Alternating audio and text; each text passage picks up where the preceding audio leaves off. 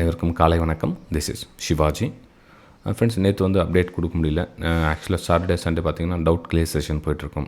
அது என்னுடைய வெபினார் ஸ்டூடெண்ட்ஸ்க்கு அவங்களுக்கு என்னென்ன டவுட் இருக்கோ எல்லா டவுட்டும் வந்து 2 நாளில் வந்து கிளியர் பண்ணிவிடுவேன். அடுத்து நெக்ஸ்ட்டு சாட்டர்டே சண்டே இன்னும் டவுட்ஸ் இருந்துச்சுன்னா மிச்சம் சாட்டர்டே சண்டே கிளியர் பண்ணிக்கலாம். ஸோ அதனால் அதில் 2 நாள் பிஸியாக இருந்ததில் என்னால் அப்டேட் எதுவும் பண்ண முடியல. லெட்ஸ் இன்றைக்கி நம்ம காலையில் சின்ன என்னுடைய வியூஸை உங்கள் கூட ஷேர் பண்ணிக்கிறேன். அதாவது நிஃப்டி, பேங்க் நிஃப்டி, சென்செக்ஸ் இதனுடைய நெக்ஸ்ட்டு மூவ், அடுத்த நகர்வு எந்த மாதிரி இருக்கலாம், அதில் என்னென்ன மாதிரி நம்ம பிளான் பண்ணிக்கலாம் அப்படின்றத உங்கள் கூட பகிர்ந்துக்கிறேன். வீடியோ பிடிச்சிருந்த மறக்காமல் பார்த்துட்டு லைக் பண்ணுங்கள், உங்களுடைய கமெண்ட்டை தெரிவிங்க. சரி, இது வந்து வீக்லி டைம் ஃப்ரேமில் நான் நிஃப்டி 50 எடுத்துகிட்ருக்கேன். இல்லை வீக்லி டைம் ஃப்ரேமில் நம்ம என்ன பண்ணணும், கடைசியாக பார்த்த ஒரு 5 வாரங்கள் பார்த்திங்கன்னா எல்லாமே ரெட்டில் தான் இருக்குது. எல்லா கேண்டலும் first candle red, second red, third red, 3வது, 4வது, 5வது, 6வது ரெட்டு. ஸோ இந்த டைமில் இந்த மாதிரி போஸில் பார்த்திங்கன்னா இதுக்கு முன்னாடி ஸ்டில் இருக்குது.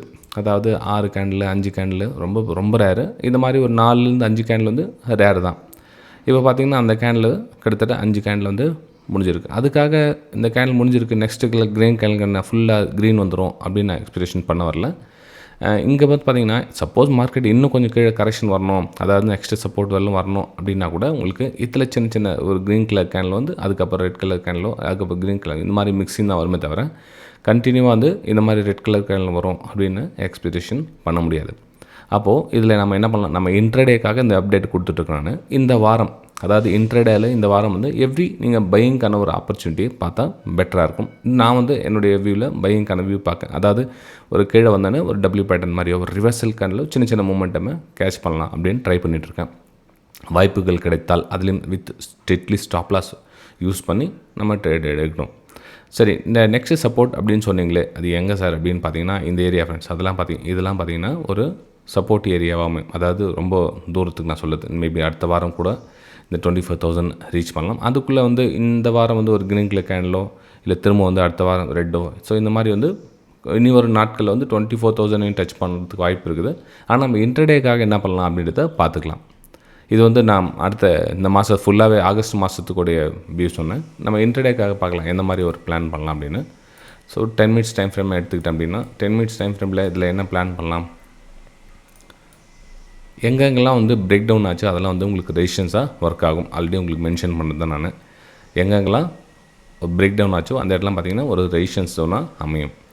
இப்போ அப்படி பார்த்திங்க அப்படின்னா எங்கே சப்போர்ட் பிரேக் டவுன் பண்ணியிருக்காங்கன்னு பாருங்கள். ப்ரீவியஸ் சப்போர்ட்டை பிரேக் டவுன் பண்ண இடங்கள் அப்படின்னு பார்த்திங்கன்னா இங்கே பாருங்கள். இது வந்து ஒரு சப்போர்ட் ஜோனாக இருந்த இடம்லாம் இது 24,760. அது வந்து சப்போர்ட் வந்து பிரேக் பண்ண இடம். அதுக்கப்புறம் இப்போ இன்ஸ்டண்ட்டாக லாஸ்ட் அதாவது ப்ரீவியஸ் லோன் பார்த்திங்கன்னா 24,630 அப்படின்ற லெவல் வந்து ஒரு ரெசிஸ்டன்ஸ் ஜோனாக அமையும். ஓகே, ஸோ இந்த இடத்துல உங்களுக்கு பிரேக் டவுன் ஆன இடங்கள் பார்த்திங்கன்னா இந்த இடம்.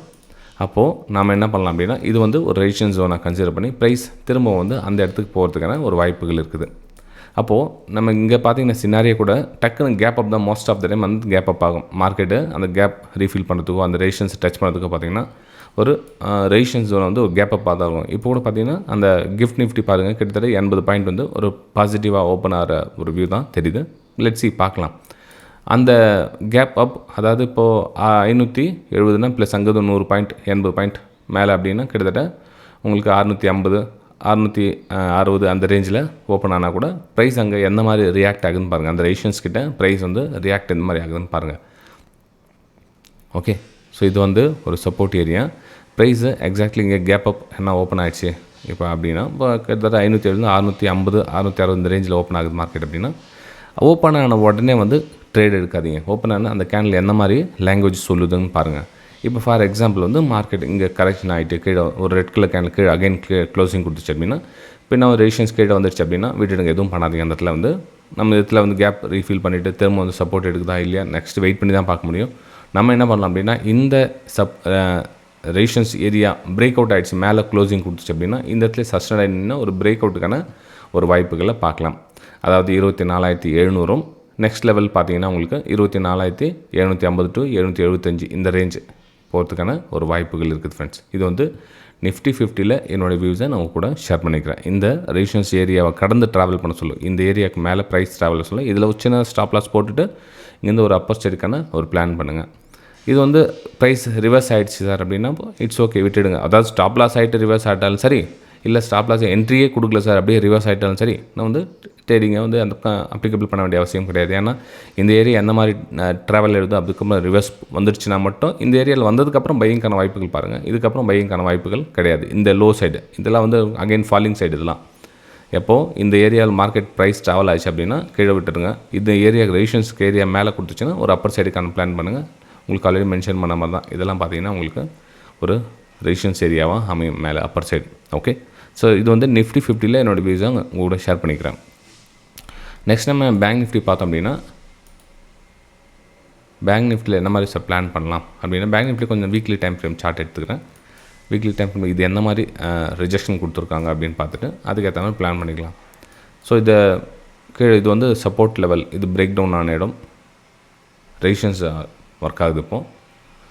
சாரி, இது ரெசிஸ்டன்ஸ் இருந்தது, இது ரெசிஸ்டன்ஸு. ஸோ இது வந்து மேபி ப்ரைஸ் ரிவர்ஸ் சொல்ல இது வந்து சப்போர்ட்டாக ஒர்க் ஆகுதுன்னு வாய்ப்புகள் இருக்குது. 54,000 அப்படின்ற லெவல்.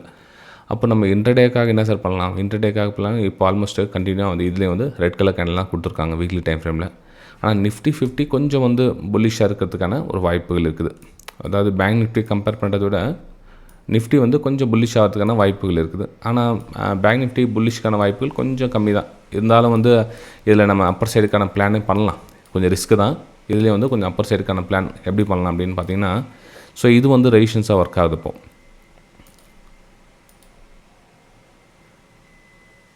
பேங்க் நிஃப்டி இது வந்து ஒரு ரெசிஸ்டன்ஸ் ஏரியாவாக ஒர்க் ஆகுது.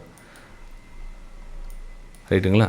சரி, அப்போது நம்ம இந்த இடத்துல ப்ரைஸு இது வந்து இங்கே ப்ரீவியஸ் அந்த சப்போர்ட் கிட்ட ட்ராவல் ஆகுது. ப்ரைஸ் இங்கேயே ஓப்பன் ஆகுது. ஃபார் எக்ஸாம்பிள் வச்சுக்கலாம், இங்கேயே ஓப்பன் ஆச்சு அப்படின்னா ப்ரைஸோடைய ஸ்ட்ரென்த்து கம்மியாக இருந்துச்சு அப்படின்னா அகைன் வந்து ஃபால் ஆகிட்டு இந்த 55,400 அப்படின்ற லெவலில் ஈஸியாக தூடும். ஆனால் இங்கே ப்ரைஸு இந்த சப்போர்ட் ரெசிஸ்டன்ஸ் அந்த ஏரியா 55,800 கிட்ட ப்ரைஸு ஒரு ஹையர் ஐ ஃபார்மேஷன் நடந்தால் நீங்கள் வந்து அங்கேருந்து ஒரு அப்பர் சைடுக்கான பிளான் பண்ணி வெரி ஸ்மால் குவான்டிட்டி யூஸ் பண்ணுங்கள். ஏன்னா வந்து ஸ்ட்ரென்த் அந்தளவுக்கு இல்லை பேங்க் நிஃப்டியில். நம்ம நிஃப்டியில் எதிர்பார்க்குற மாதிரி அந்த தூரம் வந்து ஈஸியாக கிடக்கிற மாதிரி தெரியல, ரொம்ப ஸ்ட்ரகிள் போகும் பேங்க் நிஃப்டி. ஸோ இருந்தாலும் வந்து என்னோடய வியூ தான் ஒரு அப்பர் சைடுக்கான பிளான் பண்ணால் பெட்டராக இருக்கும். அதாவது இந்த ஏரியாவில் ஒரு ஹையர் ஐ ஃபார்மேஷன் பண்ணுங்கள்.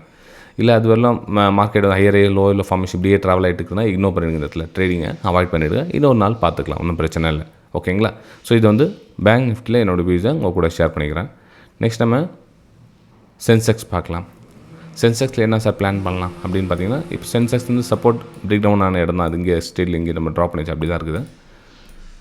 இது வந்து சென்செக்ஸ் பிரேக் டவுன் ஆன இடம்.